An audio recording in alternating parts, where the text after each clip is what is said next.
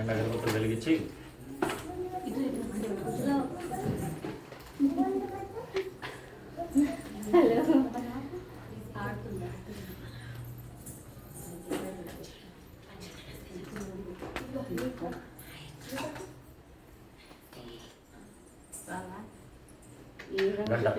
ఓం వనస్పత్యుద్భవేదివ్యేన గంధసంయుతః అగ్రే సర్వధూపానాం ధూపోయం ప్రతిగృహ్యతాం.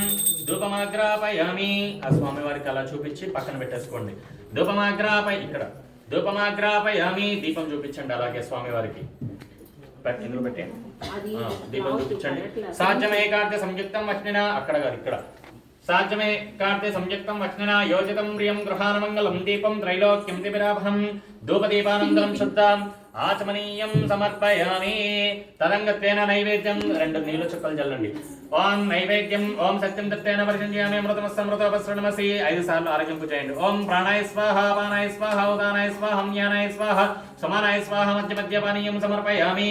హస్తో ప్రక్షాళయామి పాదో ప్రక్షాళయామి ముఖే శుద్ధ ఆచమనీయం సమర్పయామి. తదంగత్వేన తాంబూలం.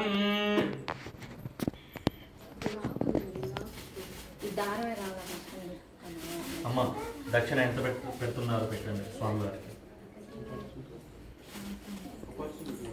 500, 200, 300, 1000 రూపాయల, 1,00,000 రూపాయల ఎంత పెట్టినా తక్కువ. ఎంత పెట్టినా తక్కువ. ఎందుకు అని అంటే చెత్త దాని అర్థం ఉంటుంది.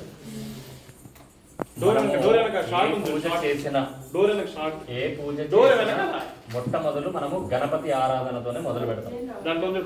గణపతి ఆరాధనతోనే ఎందుకు మొదలు పెడతాము అంటే మనకు ఎటువంటి ఆటంకం కలగకుండా చూస్తాడు అని చెప్పేసి మనం ఆ స్వామి వారిని చేస్తూ ఉంటాం. ఇది అంటే ఏ పూజ చేసినా అనే ఒక మాట ఉంది. అలా రూపాయి పండు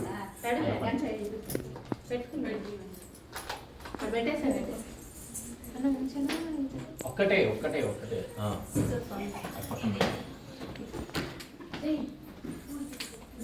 ఇది సత్యనారాయణ స్వామికి వేయాలి అభిషేకం అయినాక.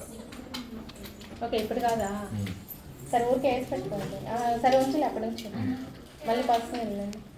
అయితే ఇక్కడ ఏంటి అని అంటే వినాలమ్మా, అందరూ కూడా వినాలి. ఇప్పటి వరకు కూడా మనము గణపతి ఆరాధన మాత్రమే చేసాం. ఈ గణపతి ఆరాధనలో వాస్తవంగా మీకు తెలియని విషయాలు 2 ఉంటాయి. ఇది గణపతి ఆరాధన అనేటటువంటిది ఏ ఆటంకం కలగకుండా చూస్తాడు అని చెప్పేసి మనం మొట్టమొదటిగా గణపతి ఆరాధనతోనే మొదలు పెడతాం. ఇది ఒక శుభ ముహూర్తాలలోనే కాదండి, అశుభ ముహూర్తాలలో కూడా గణపతి ఆరాధన చేసిన తర్వాతనే కార్యక్రమం అనేటటువంటిది ముందుకెళ్తుంది. ఫోటోలు తీయద్దు నాన్న ఆపు.